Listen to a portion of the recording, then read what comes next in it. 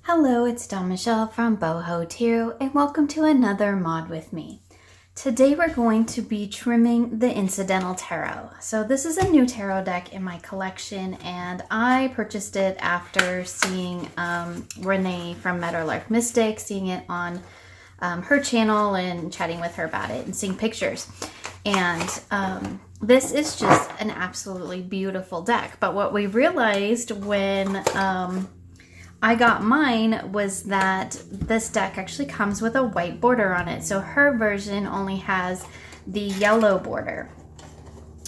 And it looks really amazing just with the yellow border around it. So I thought I'm going to go ahead and do the same as was done to her deck and take the white border off. That's also going to take, it looks like, the red border off the back, but it's going to leave this beautiful orange border. And I think the backs of this deck are really pretty. So we have some changes in the quartz. We have a king, a queen, a builder, and a steward. And this is very much a hippie deck, which is one of the reasons both Renee and I like it. So I'm really excited to work with it, but it is quite large. And so it looks like we have different quartz for the page and night, which is actually pretty cool.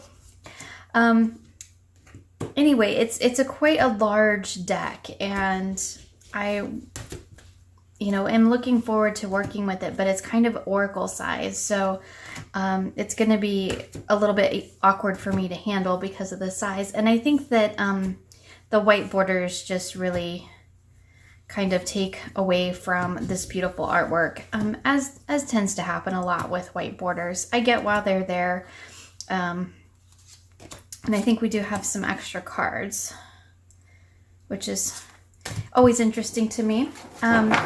So you can see it's actually quite a large deck. It's like closer to oracle size than really tarot size. So I'm excited to take the borders off and just to take it down to this little inner border here, and then of course I'm going to edge it.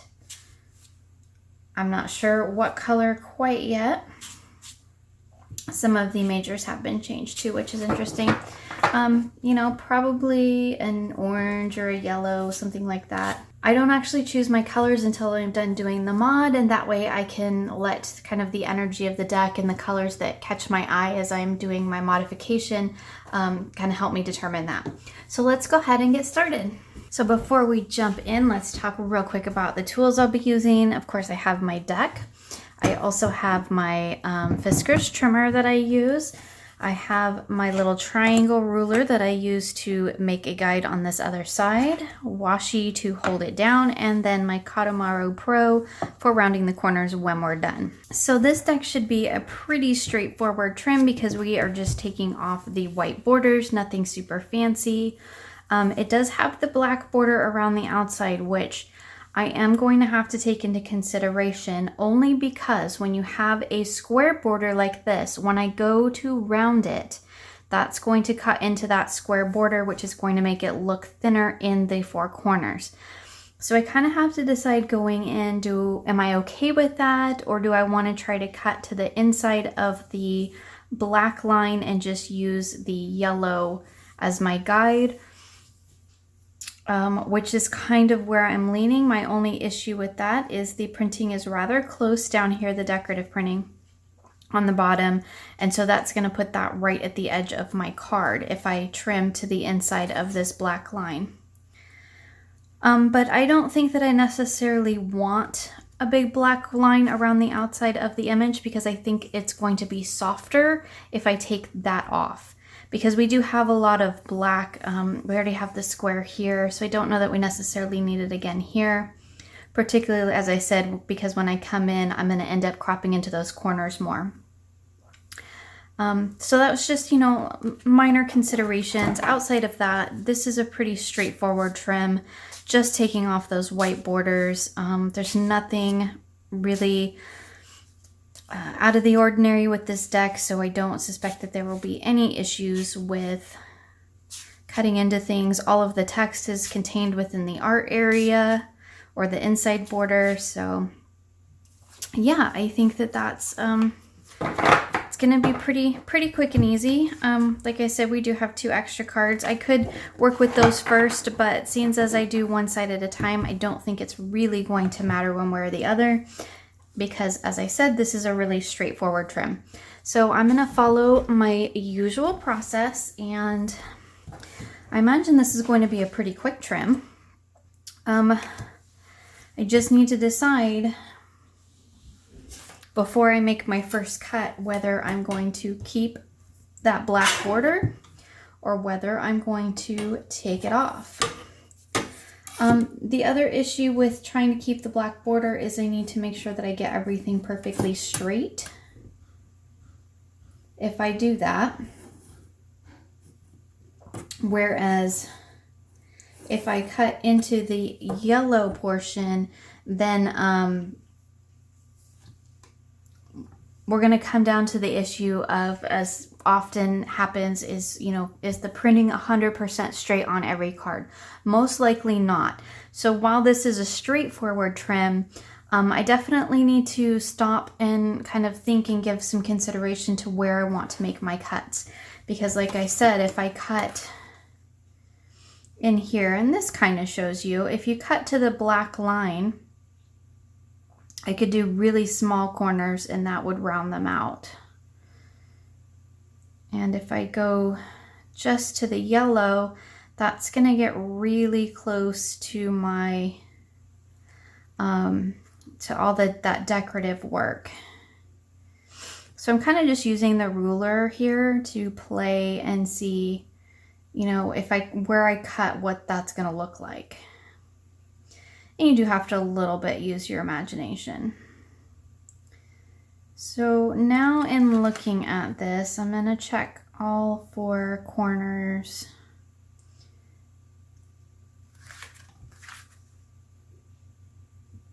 And just see, you know, is the artwork the same within the borders? And it looks like it is. And it looks like the back is pretty similar. I think if I go right to that black line, in some cases I'm going to end up with a bit of red and the black line, which is probably fine. If I go to the inside, then I'm going to end up with taking off most of the outer black line here, which again is fine. Okay, so I'm feeling like that's probably about good. I'm gonna check it one more time. And the reason I check so carefully is because this is the cut that's gonna be made on the right side of this entire deck.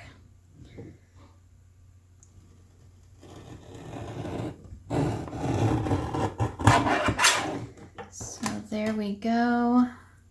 So I pretty much got all of the white and black off, and I think that that's going to be just fine, and that's going to allow those little shifts and variances between the printing.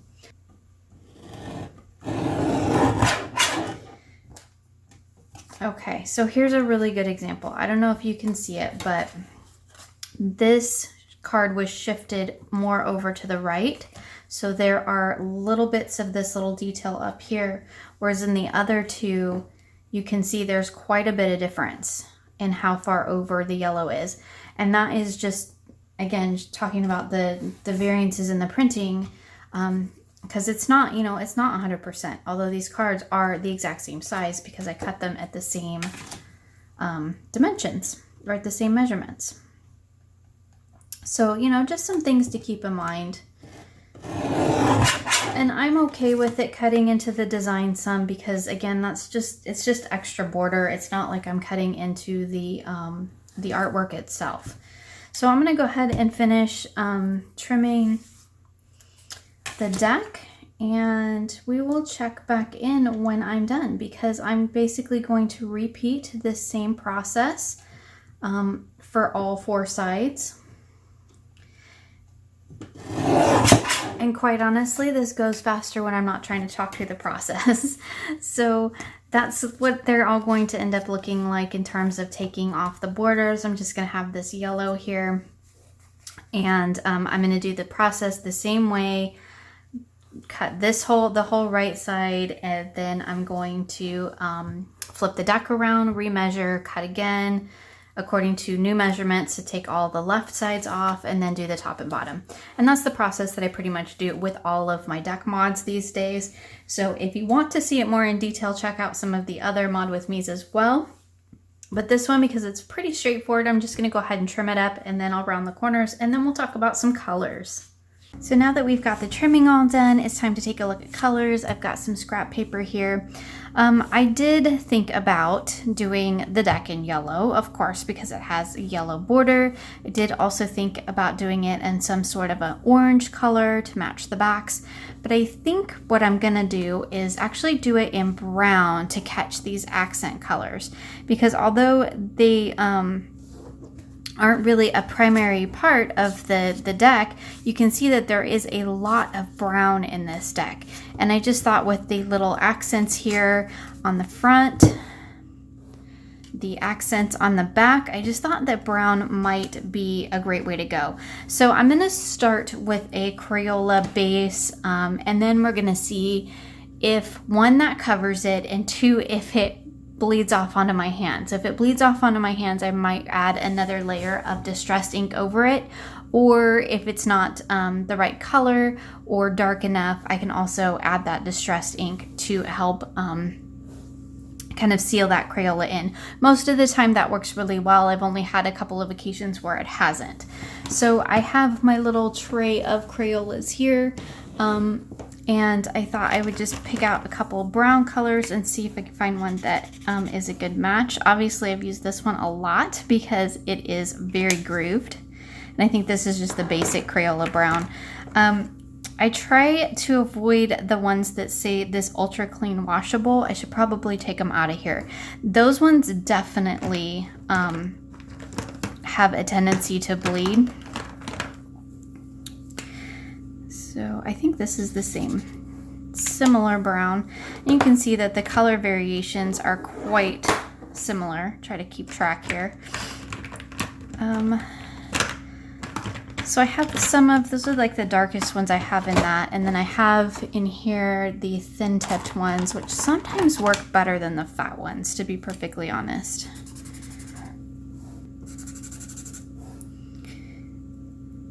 That one's actually a really good color match to the borders, but I don't know if I want it quite that dark.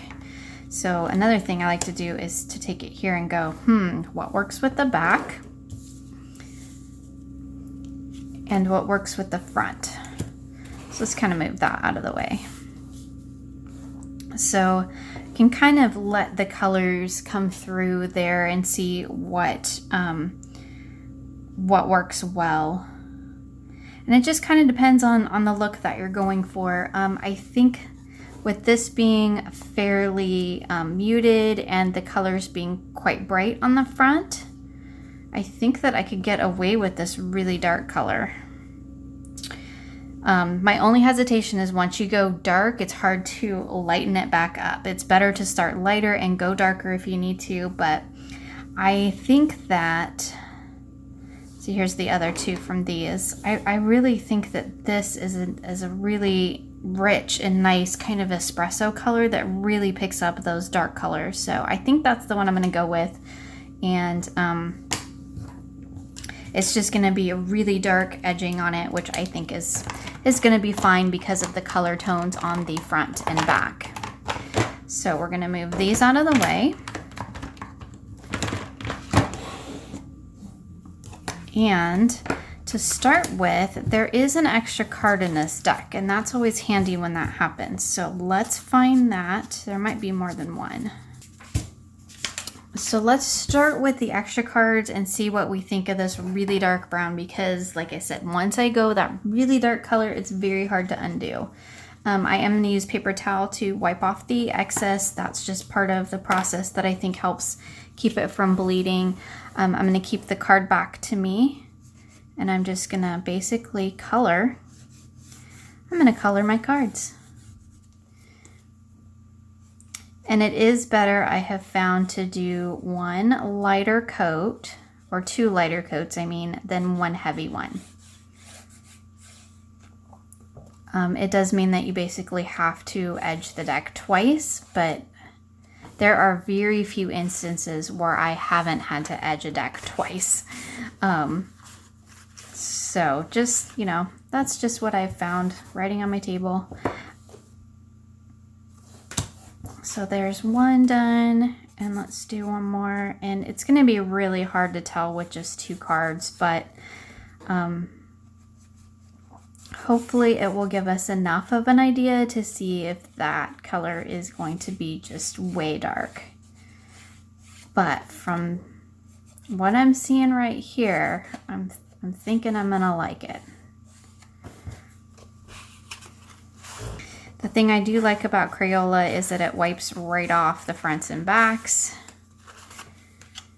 However, it can have a tendency to bleed on your hands, so that's always something to keep in mind. It's going to be really hard to tell with just 2 cards, but I think that's a really good color match, so I think I'm going to go with that. Okay, so I'm going to go ahead and edge the deck, and then we will check back in. Okay, so I got about half the deck edged, and I thought we'd just go and take a look, and I'm going to turn them, hopefully so they're all the same way. But here you can see the big difference that it makes. And I think that the 1 coat for the most part might actually get it with the Crayola. So you can see here, I think it looks really nice with the front and the back. And it makes for a nice dark little edge on it there. Really beautiful. I have not really let this dry for very long, but I do like to kind of, I don't know, give it a little test here and see. It is not coming off on my hands. And actually now that I'm playing with it more, if I could stay in camera, I can see bits of card coming through. So when I get it all done, I need to decide if I want to just fill those bits in with a second coat of the Crayola, or if maybe I want to add another color to it. Sometimes that's fun to do to get a little bit of a different effect.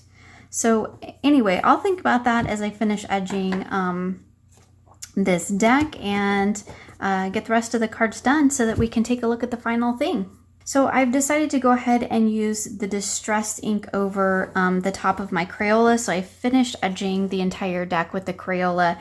And the reason that I am using the distressed ink over the top of the Crayola rather than just doing a second layer of Crayola is actually twofold. One, because it generally helps seal the Crayola in so that it doesn't come off on your hands quite as much. The exception to that is if you're working with a blue Crayola or sometimes a red, and that's something that we'll actually talk about in a different video. But I've picked this gathered twig because you can see here it's really close in that color. And the reason I use the Crayola as a base is because it is much quicker and easier to edge a deck with a marker than it is with a distressed stamp, because the distressed ink is meant to be it's meant to just age things. It's not meant to fill like a wet stamp is. And so by using a base coat, we basically get that fill in as if we were to do 2 coats of the distressed ink. So either way, you basically to get the same color, you can do 2 coats of the distressed ink. Sometimes it takes 3. It depends on how well it's going on and how well the ink is adhering to the card. But using the marker as a base just really makes the process go quicker and easier, because I've basically got a base layer going. And now what I'm going to do is take my distressed ink and I'm going to go over it and fill that in. And because I'm not trying to fill the entire white space in with the distressed ink, it goes a bit quicker and easier. And then I'm just going to wipe the excess off. So that really helps it to fill that color in. It helps to seal that Crayola in so that it doesn't bleed quite as bad. And just makes for a quick and easier process, because as you can see with the stamps, you do have to do a little bit more in terms of, you know, wiping off your excess, because it does have a tendency to kind of wrap around a little bit It definitely wipes off easy. It doesn't dry instantly. However, the distress stamps do dry quite quickly, much quicker than, say, like the wet stamps do. So just something to keep in mind. But that is why I've gone this particular route, because I knew I was going to need 2 coats to cover the white. Anytime you're trying to cover white with a darker color, you often need 2 coats because the white shows through.